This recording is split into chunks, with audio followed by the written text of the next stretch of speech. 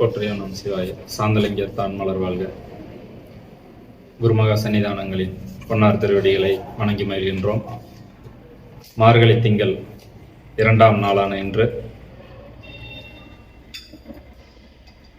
திருவெம்பாவையின் 2வது பாடலுக்கு 6ஆம் வகுப்பு பயிலும் ராகேஷ் என்ற மாணவரும், திருப்பாவையின் 2வது பாடலுக்கு இளம் இலக்கியவியல் 2ஆம் ஆண்டு பயிலும் கார்த்திகை செல்வி என்ற மாணவியும் உரை வழங்க உள்ளார்கள்.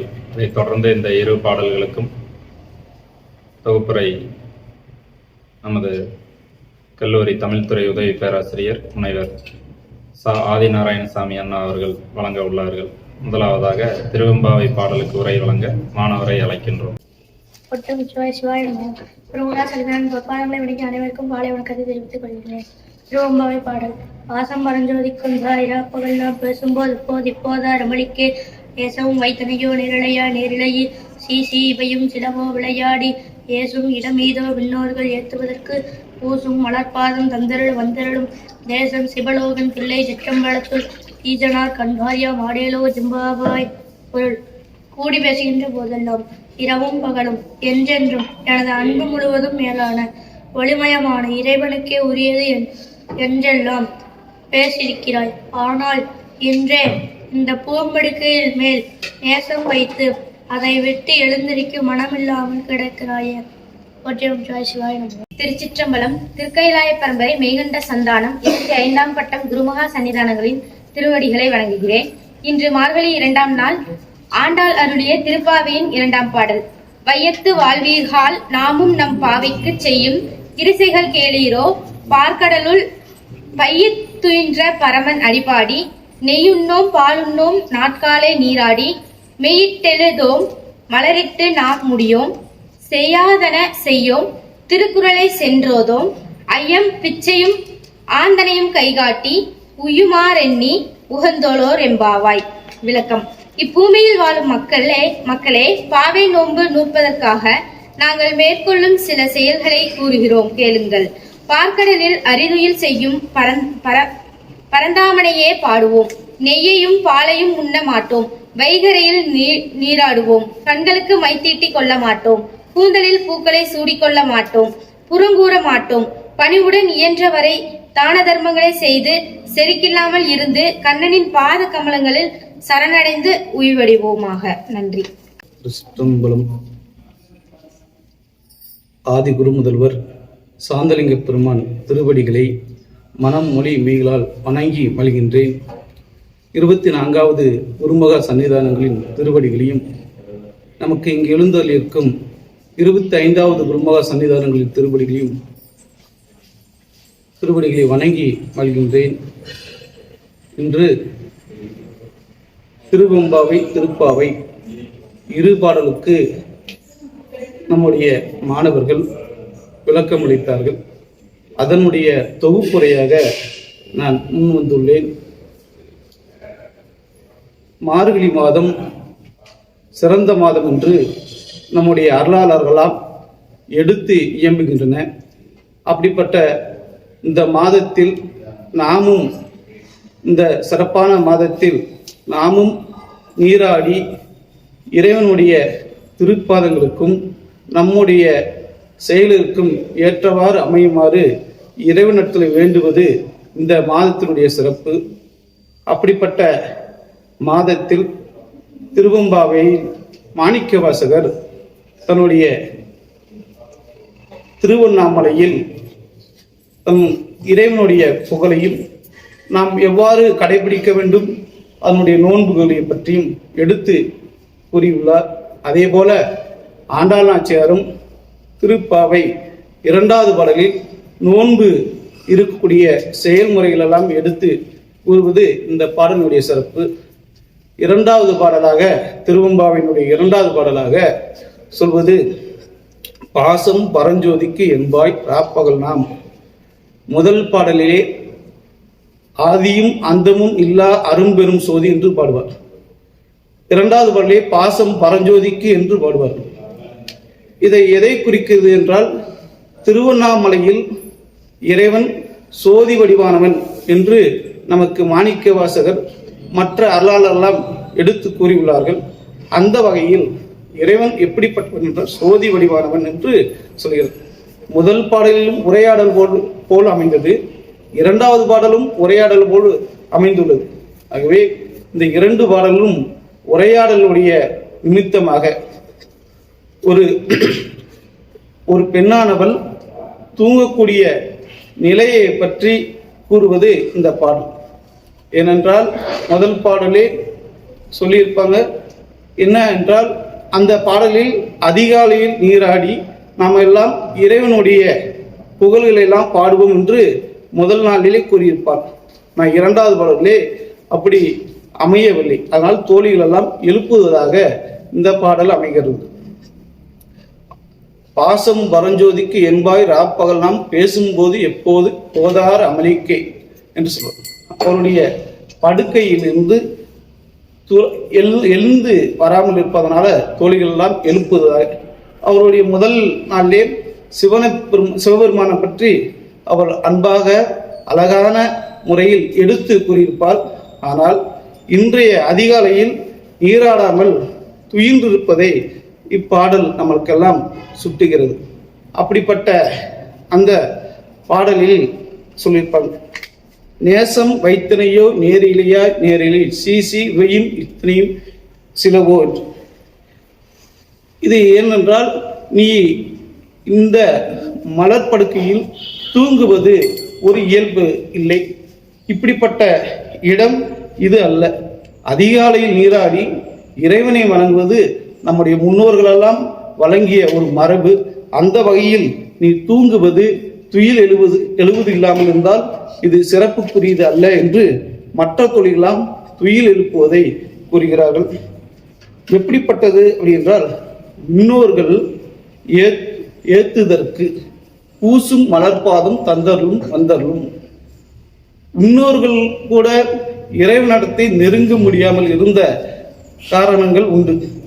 ஆனால் நாம் அப்படிப்பட்டவர்கள அடியார்களுக்காக இறைவன் அவனுடைய தன்மையை வெளிவந்த பிரானாக இருக்கக்கூடியவன் நம்முடைய வரலாறெல்லாம் எடுத்து கூறுகின்றன.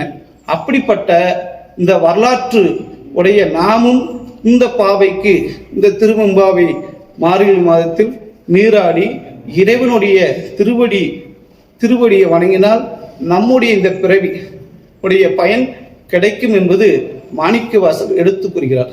அந்த வகையில் மாணிக்கவாசகர் கூறியது போல திருவடியை வணங்குவது பற்றி திருநாவுக்கரசர் சொல்லியிருப்பார்.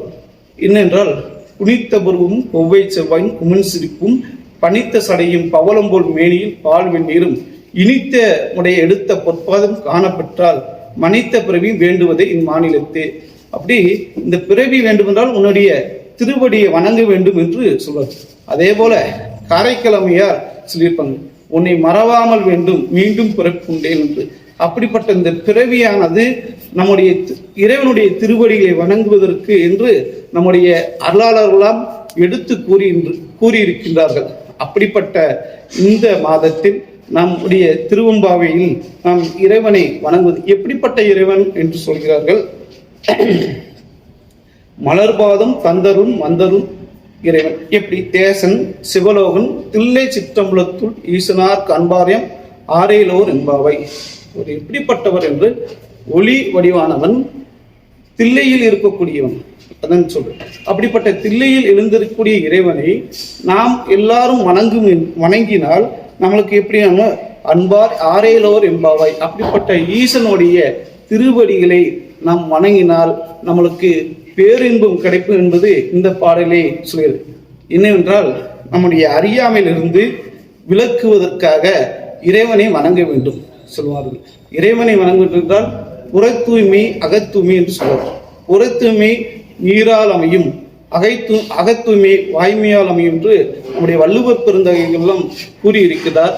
அப்படிப்பட்ட இந்த தூய்மையை நீக்குவது என்று மன தூய்மையை நீக்குவது இறைவனுடைய திருவடியை மட்டும் வணங்கினால் மட்டும்தான் இந்த அகத்தூய்மையை நாம் நீக்க முடியும் என்று இந்த பாடலிலே உடைய கருத்தாக அமைகின்றது. அடுத்து திருப்பாவை. இந்த பாடலில் ஆண்டாள் நாச்சியார் முதல் பாடலில் மார்கழி மாதத்தினுடைய சிறப்பை சொல்லியிருப்பார். இரண்டாவது பாடல்கள் எவ்வாறு நாம் நீராடி எவ்வாறெல்லாம் நோன்பு இருக்கக்கூடிய கடைபிடிக்கக்கூடிய செயல்படுத்தக்கூடிய அந்த முறைகளெல்லாம் எடுத்து இயம்பி இருக்கிறார்கள். அப்படிப்பட்ட இந்த இரண்டாவது பாடல், திருப்பாவினுடைய இரண்டாவது பாடல், இந்த உலக மக்களுக்கு நாம் கடைபிடிக்க வேண்டிய செயல்முறைகள் என்ன, அதுக்கடுத்து செய்யாதன எது என்று இரண்டு வகையான சொல்ல.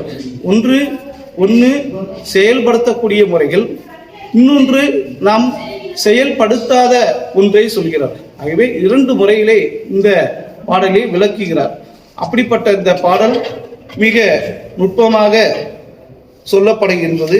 அதான் சொல்றது, வையத்து வாழ்வீர்கள் நாம் பாவைக்கும் செய்யும் கிருசிகள் கேளீரோ. இந்த உலக மக்கள் எல்லாம் நம்முடைய செய்யக்கூடிய நடைமுறைகள் என்ன, நோன்பு இருக்கக்கூடிய கடைபிடிக்கக்கூடிய முறைகள் என்ன என்று கூறுகிறார். அதான் கேளீரோ அப்படிங்கிறார். கேட்க வேண்டும் என்று சொல்றார். எப்படி என்றால், பார்க்கடலுள் பைய துயின்ற பரமன் அடிபாடி. எப்படிப்பட்ட பைய துயின்ற பரமன் அடி அப்படின்னு சொல்ல, இறைவன் வந்து எப்பொழுதும் இரவு பகல் பார்க்காமல் நம்முடைய கருணையை கொடுக்கக்கூடியவர் இறைவன். அதை பைய துயின்ற பரமன். இறைவனுடைய இது பைய என்றால் மெதுவாக என்று பொருள். சரிங்களா? அந்த மெதுவாக என்பதற்கு இறைவனுடைய திருவடியை வணங்குபவர்களுக்கு மெல்ல அப்படியே பைய துன்ற என்று வச்சுக்க, படுத்தும் படுக்காத மாதிரி இருப்பார். நம்மெல்லாம் நல்ல நீண்ட உறக்கத்தை உறங்குவோம். ஆனால் இறைவன் அப்படி இல்லை. அடியார்கள் எப்பொழுதெல்லாம் அழைப்பார்கள் என்று நினைத்து கொண்டு அப்படி பைய துயின்ற பரமன். அப்படிப்பட்ட பெருமாள் அவர் பைய துயின்ற பெருமாள். அதனால அடியார்கள் கூப்பிட்டுள்ளோம் அப்படின்ட்டு எழுந்து வரக்கூடிய பெருமானாக இருக்கக்கூடிய பெருமானும் அந்த பரமனை அடிப்பாடி அவனுடைய திருவடிகளை புகழ்ந்து பாடி. சரிங்களா? அந்த திருவடிகளை புகழ்ந்து பாடினால் நம்முடைய வாழ்வில் பிறந்த பெரும் பயனை அடையலாம் என்று ஆண்டாள் நாச்சியார் சொல்றார். அப்படின்னா இந்த பாவை நோன்பு இருப்பதே இறைவனுடைய திருவடிகளை புகழ்ந்து பாடுவது என்று ஆண்டாள் நாச்சியார் இங்கே விளக்கமாக கூறுகிறார். அதான் பைய துயின்ற பரமன் அடிப்பாடி என்று சொல்றார். இறைவனுடைய புகழ்பாடுகளை பாட வேண்டும். அதுக்கடுத்து சொல்றார். சரிங்களா? அப்படின்னா பாவை நோன்பு இருக்க வேண்டும் என்று சொல்றாரு. அதுக்கடுத்து நெய் உண்ணும், பால் உண்ணும், நாற்காலி நீராடி. சரிங்களா? என்ன அப்படின்னா செய்யக்கூடாதவை அப்படின்னு சொல்றாரு. அப்புறம் நோன்பு இருக்கக்கூடிய நேரத்தில் நாம் செய்யக்கூடாத சில செய்திகளை இங்கே விளக்குகிறார். என்ன என்றால், நெய் உண்ணும், பால் உண்ணும் அப்படிங்கிறது. சரிங்களா? அப்படின்னா நெய் உண்ணக்கூடாது, பால் உண்ணக்கூடாது என்று சொல்றாரு. இதெல்லாம் எதுக்கு அப்படின்னா, இறைவனுடைய புகழை பாடுவதற்கு நம்முடைய ஐம்புலன்களும் அடக்கி இருப்பது மிக சிறந்தது. நம்முடைய அருளாளர்களெல்லாம் விரதம் இருந்து அதன் மூலமாகத்தான் தன்னுடைய நிலையை அடைந்திருக்கிறார் என்பது நம்முடைய அருளாளர்கள் வழிகாட்டி சென்றிருக்கார். அந்த வகையில் ஆண்டாள் நாச்சியாரும் அதான் சொல்கிறார். நெய் உண்ணும், பால் உண்ணும். அப்படின்னா நெய்யும் பாலையும் வச்சுக்கோங்க, நாங்கள் தவிர்த்து விடுவோம். நம்முடைய நோன்பு காலத்தில் இதெல்லாம் தவிர்த்து விட வேண்டும் என்று அவர்கள் குறிப்பிட்டு சொல்கிறார். அது மட்டுமல்ல, நோன்பு இருக்கக்கூடிய காலத்தில் எவ்வாறு இருந்திருக்கணும்? அதிகாலை நீராடி என்றால் நம்முடைய பிரம்ம முகூர்த்தத்திலே எழுந்து நீராடி இறைவனை முதலில் வணங்க வேண்டும். அப்படிப்பட்ட அந்த நீராடி சொல்கிறார். அதுக்கடுத்து சொல்றாங்க என்னன்னா, மையிட்டு எழுதும். நோன்பு இருக்கக்கூடிய பெண்கள் எல்லாம் என்ன சொல்றாங்க? மையிட்டு எழுதும், மலரிட்டு முடியும். சரிங்களா? எதுக்காக அப்படின்றால் நம்முடைய அலங்காரத்தை. சரிங்களா? பார்த்தீங்கன்னா சிவபெருமான் சரிங்களா அபிடேக பிரியன் என்று சொல்வாங்க. திருமால் என்னவென்றால் அவர் அலங்கார பிரியன் என்று சொல்வார். சரிங்களா? நம்ம ஏன் அப்படின்னா இறைவனுடைய புகழை பாடுவதற்காகத்தான் சொல்கிறோம், நம்முடைய அழகை வெளிப்படுத்துவதற்காக அல்ல. இதெல்லாம் இருந்தால் நம்ம என்ன செய்வென்றால் இந்த உலக ஈடுபாடுக்குள்ளே நம்முடைய பெரும் துன்பத்துக்கு அளவு. அதனால இதெல்லாம் தவிர்க்க வேண்டும். அதனால என்ன செய்வென்றால் மையிட்டு எழுதும், மலரிட்டு நாம் முடியும் அப்படின்னு சொல்லும். பூக்களை என்ன செய்ய மாட்டோம், தலையில் சூட மாட்டோம். இதெல்லாம் நம்முடைய முன்னோர்கள் இப்படி இருந்தால்தான் நம்ம இறைவனுடைய புகழை பாட முடியும், அவருடைய திருவடிகளை அடைய முடியும் என்று சொன்னாங்க. இதெல்லாம் சொன்னார். சரிங்களா? இது செய்யக்கூடாதவை என்று சொன்னாங்க. செய்யக்கூடியவை அப்படின்னா எதெல்லாம் செய்யணும்? நம்ம சொன்ன ஐயமும் பிச்சையும் ஆந்தனையும் கைகாட்டி துறவியர் பெருமக்களுக்கு பெரியோர்களுக்கு நம்மளால முடிந்த அளவுக்கு தன்னுடைய உதவிகளை செய்ய வேண்டும். சரிங்களா? அப்புறம் இதெல்லாம் செய்யணும். அதுக்கடுத்து தீக்குறளை சென்று ஓதும். என்ன அப்படின்னா விரதம் இருப்பது மட்டுமல்ல, எதெல்லாம் சொல்றாரு? கடுஞ்சொல் பேசக்கூடாதுன்னு சொல்லி சொல்லுவோம். வள்ளுவர் பெருந்தகை சொல்லும்போது அவா வெகுளி அப்படின்னு சொல்லுவோம். சரிங்களா? இன்னா சொல் அப்படின்னு சொல்லுவோம். அப்படின்னா இவை நான்கும் சிறந்தது அறம் என்று சொல்லுவோம். அப்படின்னா இந்த நான்கையும் விடுவது, சரிங்களா, அதுதான் சிறந்த அறம் என்று வள்ளுவர் சொல்றது. அதுபோல அறத்தினுடைய மேம்பாடாக சொல்லக்கூடியது எது என்றால் கடுஞ்சொற்களை பேசக்கூடாது. அப்படின்னா தீய சொற்களை பேசக்கூடாது. அதான் இனிய சொற்களை பேச வேண்டும். சரிங்களா? அதுவே அறம் என்று நம்முடைய திருக்குறள் வள்ளுவர் பெருந்தகை எல்லாம் குறிப்பிட்டு கூறியிருக்கின்றார்கள். அதே போல இவர்களும் நோன்பு இருக்கக்கூடிய காலத்தில் அந்த தீக்குறள், சரிங்களா, தேவையில்லாத சொற்களை கடுஞ்சொற்களை பேசக்கூடாது என்று சொல்றாங்க. அப்படிப்பட்ட இதையும் முடிந்த வரைக்கும் பெரியவர்களுக்கும் துறவியர்களுக்கும் செய்ய வேண்டும், உதவிகளை செய்ய வேண்டும். இதெல்லாம் செஞ்சா என்னன்னா உயுமாறு எண்ணி ஊந்தேலோர் எம்பாவாய். அப்படின்னா நம்முடைய வாழ்க்கைக்கு உய்வது என்றால் இதெல்லாம் செய்ய வேண்டும். செய்யக்கூடியவை செய்யக்கூடாதவை என்று ஆண்டாள் நாச்சியார் குறிப்பிடுகிறார். அவை பாவை நோன்பு காலத்திலாவது இந்த மாதத்திலாவது நாம் கடைபிடிக்கக்கூடிய 2 செயல்முறைகளை இந்த பாடல் மூலம் விளக்கி குறிப்பிடுகிறார். மூலம் போற்றியோம் நம் சிவாய். மார்கழி திங்களின் 2ஆம் நாளான இன்று பாவை பாடல்களுக்கு விளக்கம் கூறிய ராகேஷ் கார்த்திகை செல்வி என்ற மாணவர்களும் இந்த 2 பாடல்களுக்கும் தொகுப்புரை வழங்கிய நம் கல்லூரியின் தமிழ்துறை உதவி பேராசிரியர் முனைவர் சா ஆதிநாராயணசாமி அண்ணா அவர்களும் அவர்களது நண்பர்களும் குடும்பத்தாரும் வாழ்வில் எல்லா நலங்களும் வளங்களும் பெற்று வாழ இறையர்களை வேண்டுகிறோம். போற்றியோம் நம சிவாய சிவாய நமோ. நாள்தோறும் இந்த பாவை பாடல்களுக்கான உரையை தொடர்ந்து அதிலிருந்து வினாக்கள் கூகுள் படிவம் வழியாக கேட்கப்படுகின்றன. நாள்தோறும் இந்த வினாக்களுக்கு விடையளிப்பவர்களுக்கு பரிசுகள் வழங்கப்படும் என்பதை அன்புடன் தெரிவித்துக் கொள்கிறோம்.